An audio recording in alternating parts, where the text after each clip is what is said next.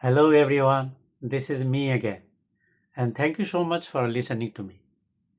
As promised, today I am going to talk about life itself.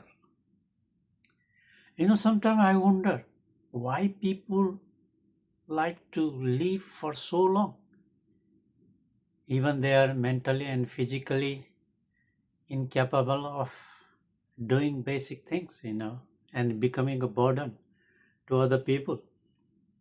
Because I think life is very long, and I genuinely believe that life doesn't have to be too long, but it has to be meaningful. In those 60 years, I learned one very important lesson that we human beings are born with a empty head, a clean sheet, nothing there except an ability to learn. That's why we go to school at the beginning, then we keep on learning for our entire life. We also have a stage of our life. For example, childhood, teenager, youth, adult life, middle age, senior, and so on.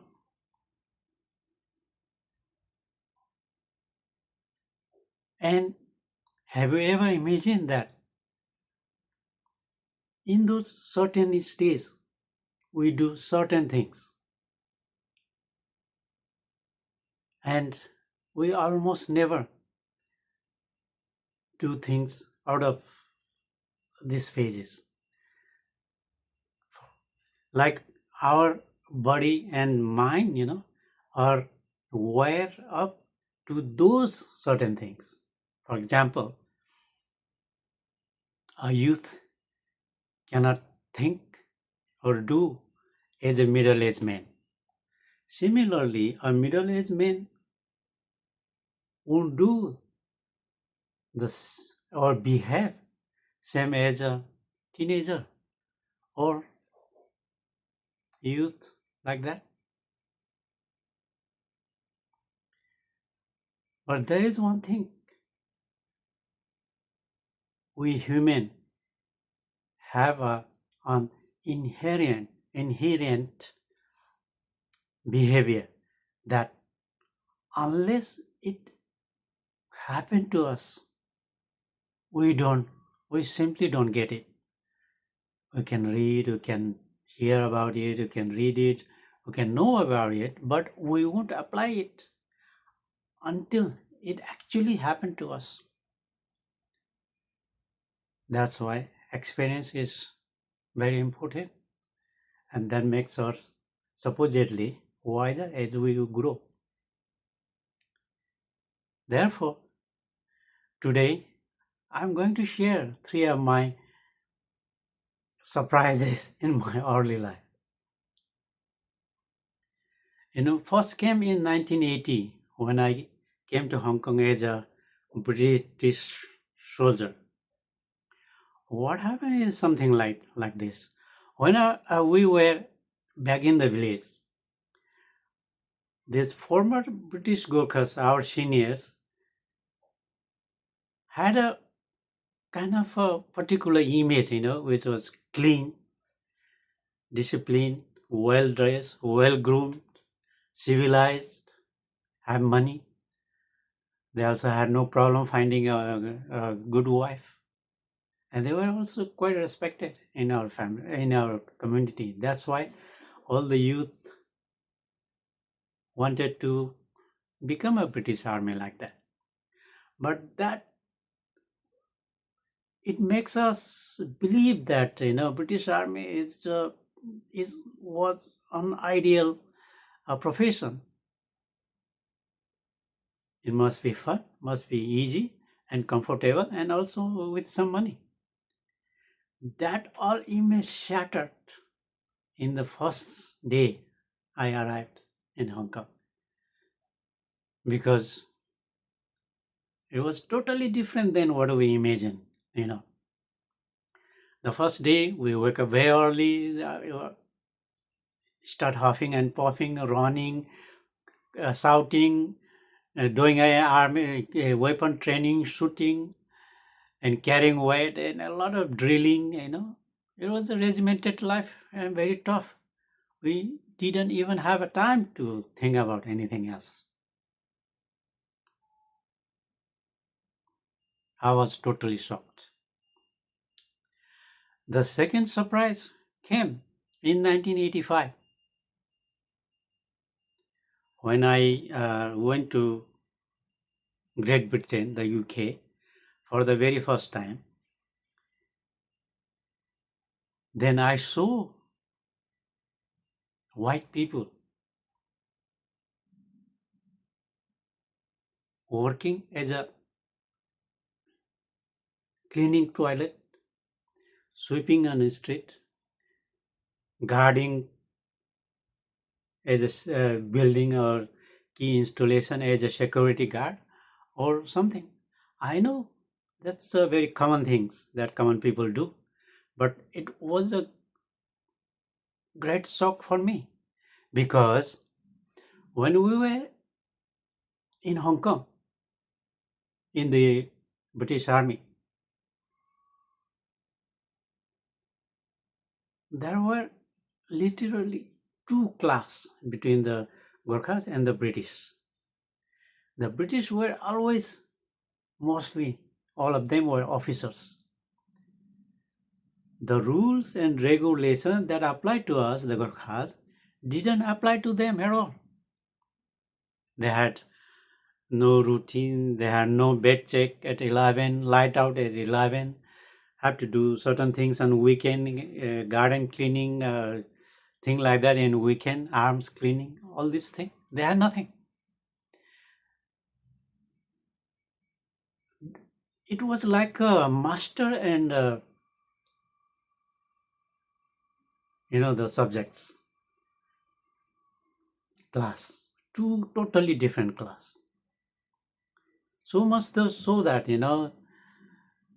we thought that they were like a royal, superior class or something like that. Then when we were made to believe that they are superior, different class than the Gurkhas. Then when I arrived in UK and saw these common people working on the street as a common people like us, it opened my eyes. It was a big thing for me,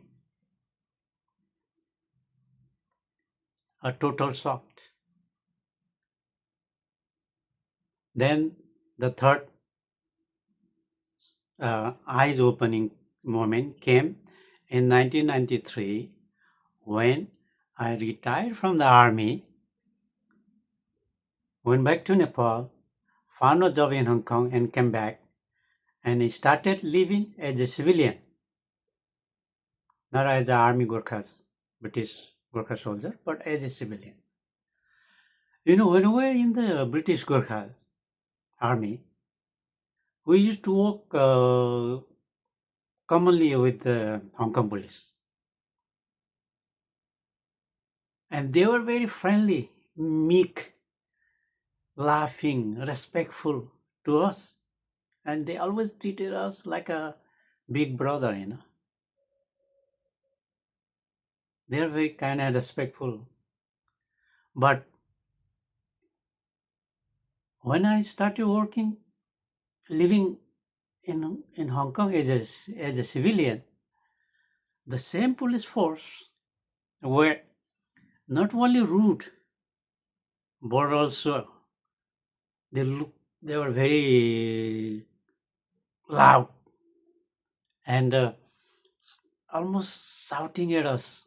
And every time they saw us on the street, they would grab us, check our ID card, sometimes even freeze us and see our things, what we are carrying, or thing like that.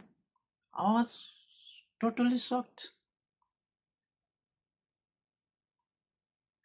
because as a British colony, Hong Kong was quite racial. racist society by then, you know. And when you see a brown face, yeah, of course, they suddenly started treating you like a piece of shit or something. Then there's another thing that as I work in China, I had to travel from Hong Kong and China in a weekly basis. And there was a border called Lowu between Hong Kong and Shenzhen. That was the main entrance point for Hong Kong people to go to China and come back. And I had to travel, pass through that checkpoint almost in a weekly basis. But what happened is what happened was that every time I walked through that checkpoint with a Nepali green passport, the immigration officer would just do nothing, put it on side and press a button. Then a police officer would come, custom officer would come, take us inside and ask and hold us there for hours, asking many silly and questions, you know, and sometimes even not only frisk us but also make us undress and touch us in a disgrace in a humiliating way. I feel really upset. I used to feel I used to feel really angry and upset with that. This is the same place as I remember that happened to former Nepali Prime Minister Baburam Bhattarai when he came to Hong Kong from China and through that border. He was the Hong Kong police. They held him there for hours as a prime minister or never.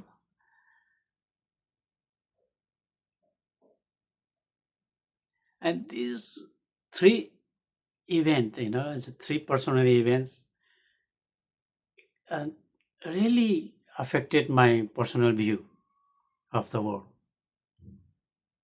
I was shocked,